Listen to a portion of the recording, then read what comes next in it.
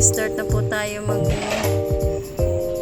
mag-gisa at mag-sangkot siya ng ating karne. Ilaga muna po natin siya hanggang siya sa lumambot. Then halo-haloin lang natin guys para maiwasan ng masunog. Hintayin lang natin siya guys maiga. Then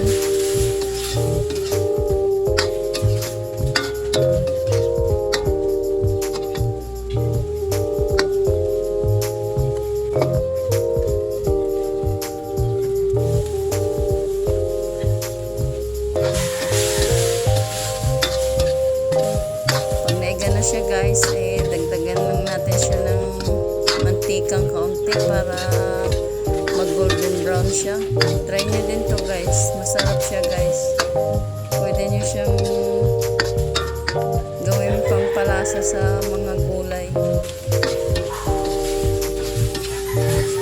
partner sa mga bulanglang. Pag may gulay ka at meron ka nito ay masarap na pang ulam na. Guys, pang-binta. Gusto nyo pang-binta. Matagal din ang buhay ito guys, lalo kung nasa refrigerator lang siya.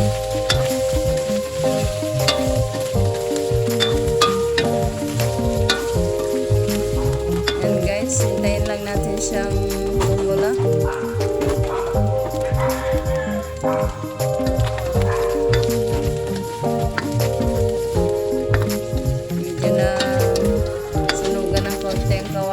Kasi napakanipis ng aking kawali kaya mahina nang ang apoy nito.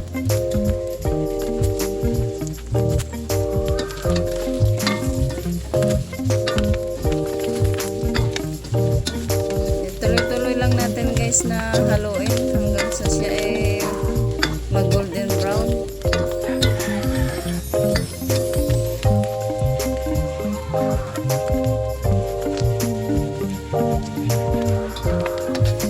Yung mantika niya guys, pwedeng huwag na ninyong alisin at siya na rin pagigisahan ng kamatis, sibuyas at saka bawang.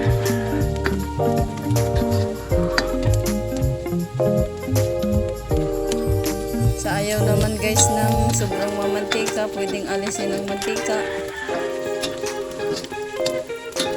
Pero pagka pambenta guys huwag nyo nang alisin yung mantika, yun din ang nagsisilbing preservative ng lulutuin natin ito.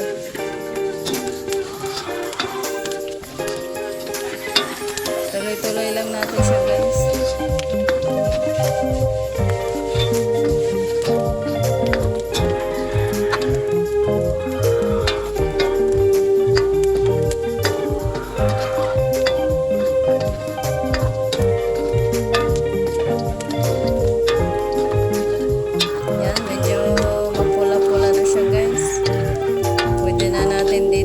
Sangkotsahin ng ating kamatis at bawang at saka sibuyas.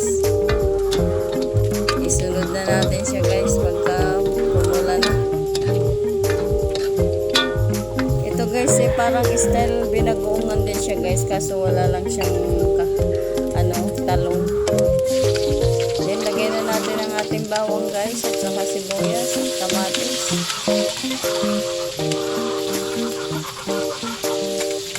Isa lang natin siya guys dyan.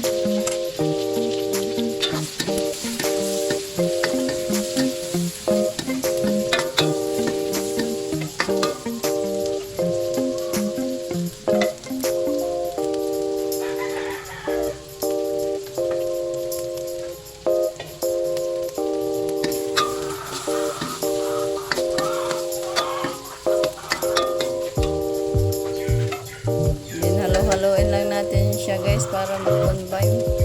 Maglagay lang tayo ng paminta guys dito at saka kaunting asin at saka kaunting magic sarap.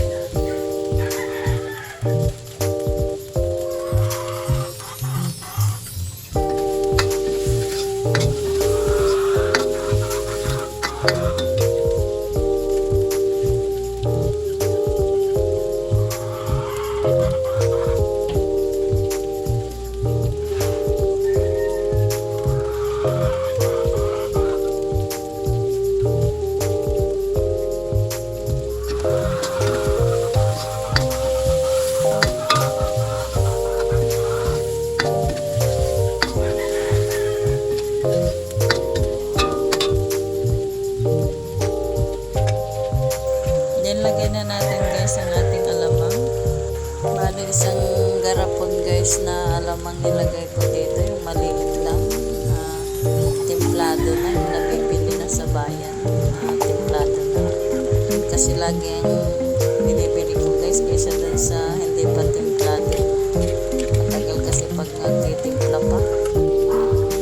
Ito guys tumatagal sa amin ng isang linggo. Ginagawa lang namin itong pampalasa sa pagkain pag kami kakain. Imbis na magsawsawa na to.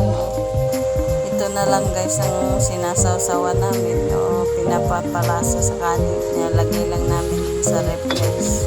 Then lagay na natin guys ang ating siling. Pwedeng siling labuyo, pwedeng kahit anong sili guys. Ari lang available sa akin siling verde, kaya siling verde nilagay ko guys. Then halo-haloin lang natin guys. Malapit na itong maluto.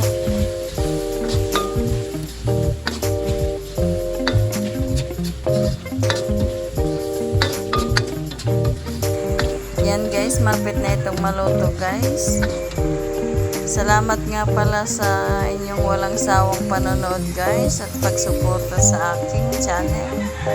Sana ay patuloy nyo pa akong suportahan. Kung ikaw naman po ay bago pa sa aking channel, huwag po kalimutan mag-like, subscribe at mag-comment na rin.